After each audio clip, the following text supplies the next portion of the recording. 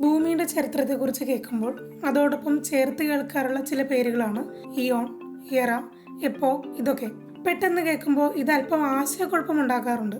Geological time സ്കെയിൽസിന്റെ വിഭജനത്തെ സൂചിപ്പിക്കുന്ന പദങ്ങളാണിവ. എന്നാൽ ശരിക്കും എന്താണ് ഇതിന്റെ ക്രമം? എങ്ങനെയൊക്കെയാണ് ഇത്തരത്തിൽ കാലഘട്ടങ്ങളെ തരംതിരിച്ചിരിക്കുന്നത്? Welcome, it's info time.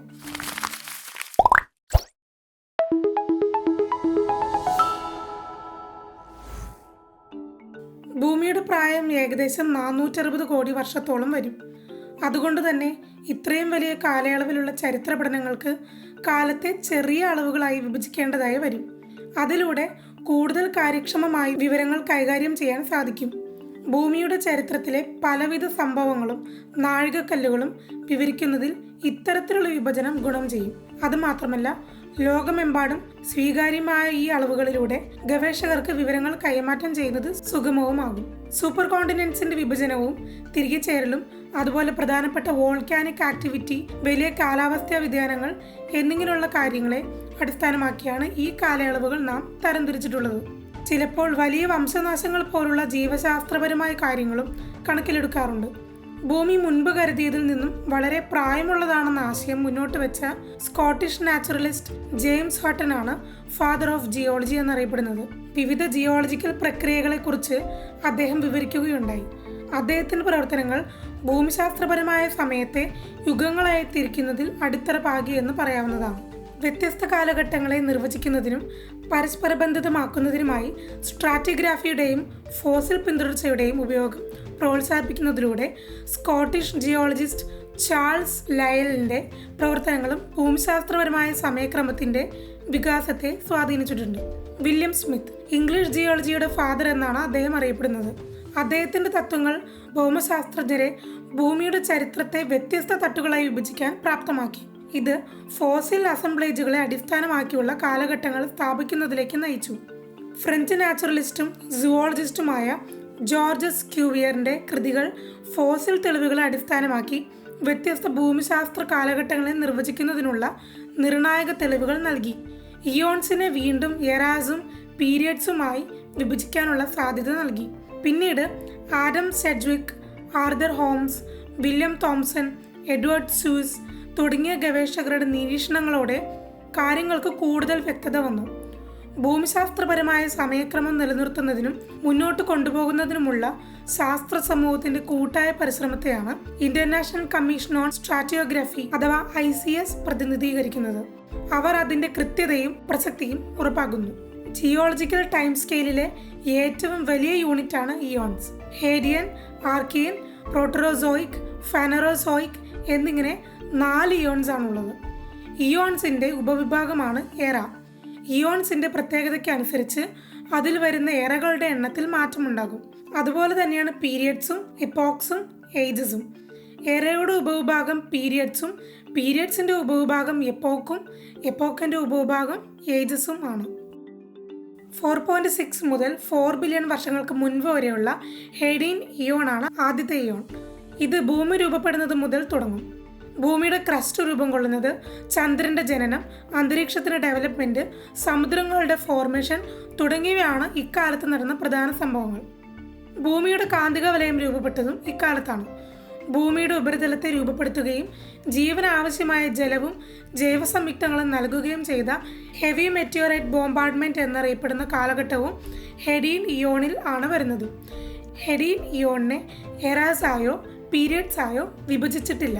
കാരണം ഈ സമയത്തുള്ള പ്രിസർവ്ഡ് റോക്ക് റെക്കോർഡ്സിന്റെ ദൗർലഭ്യമുള്ളതിനാൽ വ്യത്യസ്തമായി ഭൂമിശാസ്ത്രപരമോ ജൈവപരമോ ആയ സംഭവങ്ങൾ തിരിച്ചറിയുന്നത് ബുദ്ധിമുട്ടാണ്.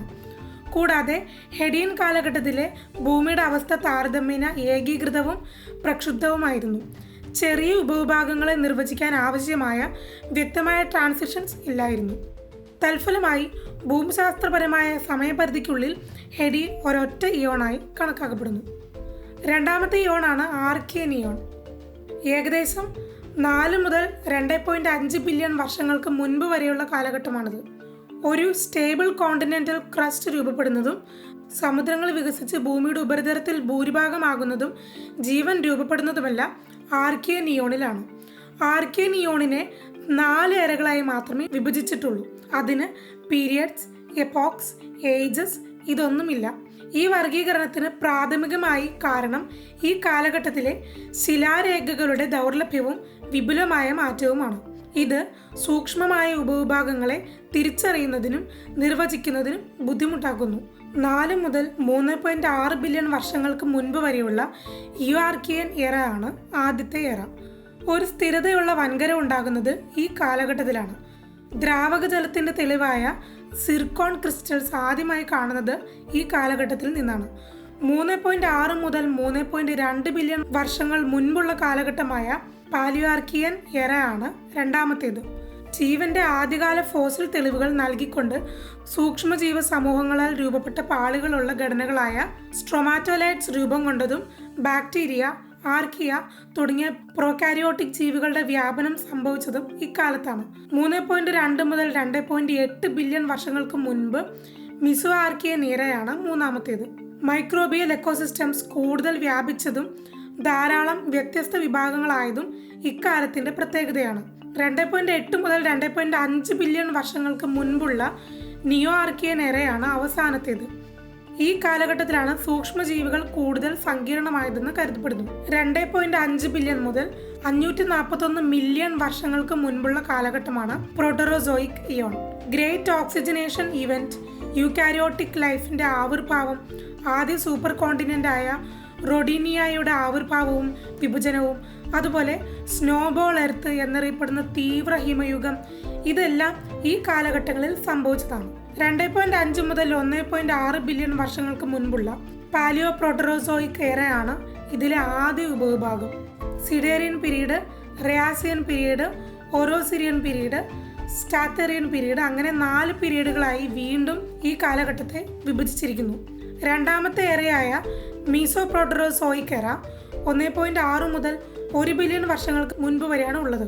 ഇത് കാലിമിയൻ പീരീഡ്, എക്ടേഷ്യൻ പീരീഡ്, സ്റ്റെനിയൻ പീരീഡ് എന്നിങ്ങനെ 3ആയി വിഭജിച്ചിരിക്കുന്നു. മൂന്നാമത്തെ എറയായ നിയോ പ്രോട്ടറോസോയിക് എറ 1 ബില്യൺ മുതൽ 541 മില്യൺ വർഷങ്ങൾക്ക് മുമ്പ് വരെയുള്ള കാലഘട്ടമാണ്. ടോണിയൻ പീരീഡ്, ക്രയോജനിയൻ പീരീഡ്, എഡിയാക്കരൻ പീരീഡ്, അങ്ങനെ 3 പീരീഡുകളാണ് ഈ എറയിൽ ഉള്ളത്. പ്രോട്ടറോസോയിക് ഇയോണിനെ പ്രാഥമികമായി എറാസായും പീരിയഡ്സായും വിഭജിക്കുമ്പോൾ ചില ഉപവിഭാഗങ്ങൾ എപ്പോക്സിലേക്കും ഏജസിലേക്കും വ്യാപിക്കുന്നു, പ്രത്യേകിച്ച് നിയോ പ്രോട്ടറോസോയിക് കാലഘട്ടത്തിനുള്ളിൽ. പക്ഷേ ഇതിൽ പലതും വ്യാപകമായി അംഗീകരിക്കപ്പെട്ടിട്ടുള്ളതല്ല. ക്രയോജനിയൻ പീരീഡിനെ ഏർലി ക്രയോജനിയൻ എപ്പോക്ക്, ലേറ്റ് ക്രയോജനിയൻ എപ്പോക്ക് എന്നിങ്ങനെ 2ആയി തരംതിരിക്കാറുണ്ട്. അതുപോലെ എഡിയാക്കരൻ പീരീഡിനെ ഏർലി എഡിയാക്കരൻ എപ്പോക്ക് എന്നും ലേറ്റ് എഡിയാക്കരൻ എപ്പോക്ക് എന്നും 2ആയി തരംതിരിക്കാറുണ്ട്. ചിലപ്പോൾ ടോണിയൻ പീരീഡിനെ വീണ്ടും വിഭജിക്കാറുണ്ടെങ്കിലും അത് അപൂർവമായി മാത്രമാണ്.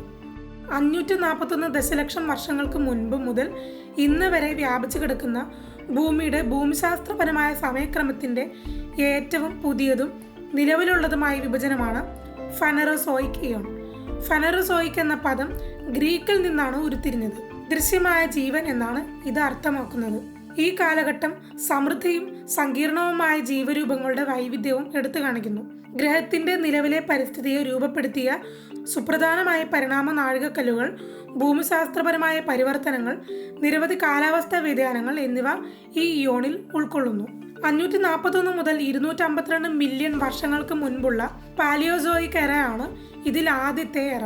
കാംബ്രിയൻ എക്സ്പ്ലോഷൻ എന്നറിയപ്പെടുന്ന ജൈവവൈവിധ്യത്തിന്റെ പെട്ടെന്നുള്ള വളർച്ചയും വികാസവും നടന്ന കാംബ്രിയൻ പീരീഡ്, സമുദ്രജീവികളുടെ വൈവിധ്യവൽക്കരണം, കരയിലെ ആദ്യത്തെ സസ്യങ്ങൾ, എൻഡ് ഓർഡോവിഷ്യൻ മാസ് എക്സ്റ്റിങ്ഷൻ ഇതെല്ലാം ഉൾപ്പെടുന്ന ഓർഡോവിഷ്യൻ പീരീഡ്, ഓർഡോവിഷ്യൻ വംശനാശത്തിൽ നിന്നുള്ള വീണ്ടെടുക്കൽ, ആദ്യത്തെ വാസ്കുലർ പ്ലാന്റ്സ്, ടെറസ്ട്രിയൽ ആർത്രോപോഡ് ഇവയെല്ലാം ഉൾപ്പെടുന്ന സിലോറിയൻ പീരീഡ്, ഏജ് ഓഫ് ഫിഷസ് അതായത് മത്സ്യങ്ങളുടെ വൈവിധ്യവൽക്കരണം, fish amphibians, late Devonian extinctions ഇവയെല്ലാം ഉൾപ്പെടുന്ന ഡെവോണിയൻ പീരീഡ്, കൽക്കരി രൂപീകരണത്തിലേക്ക് നയിച്ച വിപുലമായ സ്വാമ്പ് ഫോറസ്റ്റുകളുടെ രൂപീകരണം, ഉഭയജീവികളുടെ വൈവിധ്യവൽക്കരണം, ആദ്യകാല ഉരകങ്ങൾ എന്നിവയടങ്ങിയ കാർബോണിഫെറസ് പീരിയഡ്, സൂപ്പർ കോണ്ടിനെന്റ് പാൻജിയുടെ രൂപീകരണം, സിനാപ്സൈഡ്സുകളുടെ ഉദയം, ഏറ്റവും വലിയ വംശനാശമായി കരുതുന്ന എൻഡ് പെർമിയൻ മാസ് എക്സ്റ്റിങ്ഷൻ ഇതെല്ലാം അടങ്ങിയ പെർമിയൻ പീരീഡ് എന്നിങ്ങനെ ഈ എറ തിരിച്ചിരിക്കുന്നു. 252 മുതൽ 66 മില്യൺ വർഷങ്ങൾക്ക് മുൻപ് മിസോസോയിക് എറയാണ് രണ്ടാമത്തേത്. പെർമിയൻ എക്സ്റ്റിങ്ഷനിൽ നിന്നുള്ള തിരിച്ചുവരവ്, ദിനോസറിന്റെ ഉദയം, സസ്തനികളുടെ ആവിർഭാവം, പാഞ്ചിയയുടെ വിഭജനം ഇതെല്ലാം ഉൾക്കൊള്ളുന്ന ട്രിയാസിക് പീരീഡ്. പാഞ്ചിയ വിഭജനം തുടർന്നുകൊണ്ടിരിക്കുകയും ആദ്യകാല പക്ഷികളുടെ പരിണാമത്തോടൊപ്പം മറൈൻ റെപ്റ്റൈൽസും ദിനോസേഴ്സും അടക്കി വാഴുകയും ചെയ്തിരുന്ന ജുറാസിക് പീരീഡ്. ആൻജിയോസ്പേംസ് എന്നറിയപ്പെടുന്ന പൂക്കളുള്ള ചെടികളുടെ ഉദയം, ദിനോസറിന്റെ വംശനാശം എന്നിവ ഉൾപ്പെടുന്ന ക്രെറ്റേഷ്യസ് പീരീഡ് എന്നിങ്ങനെ 3 പീരീഡുകളാണ് മീസോസോയിക് എറയിലുള്ളത്. 66 മില്യൺ വർഷങ്ങൾക്ക് മുൻപ് മുതൽ ഇപ്പോൾ വരെയുള്ള കാലഘട്ടമായ സെനോസോയിക് എറയാണ് അവസാനത്തെ എറ. സസ്തനുകളുടെയും പക്ഷികളുടെയും വൈവിധ്യവൽക്കരണവും ആധുനിക വൻകരയുടെ രൂപീകരണവും ഉൾപ്പെടുന്ന പാലിയോജീൻ പീരീഡും മനുഷ്യരുൾപ്പെട്ട ഹോംനിനിൻസ് എന്ന ഗ്രൂപ്പിന്റെ ആവിർഭാവം ഉൾപ്പെടുന്ന നിയോജീൻ പീരീഡ് എന്നിവയാണ് സെനോസോയിക് എറയിലെ ആദ്യത്തെ 2 പീരീഡ്സ്. ഇവ രണ്ടും പല എപ്പോക്കുകളായും അവ വീണ്ടും ഏജുകളായും വിഭജിച്ചിട്ടുണ്ട്.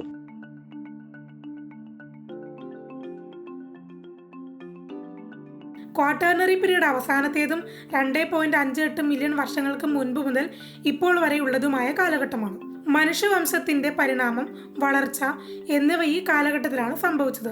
അതുപോലെ മാമത്തൊക്കെ ഉൾപ്പെടുന്ന മെഗാഫോനയുടെ വംശനാശവും ഇക്കാലത്താണ്. ക്വാട്ടേർണറി പീരീഡിൽ 2 എപ്പോക്കാണ് ഉള്ളത്.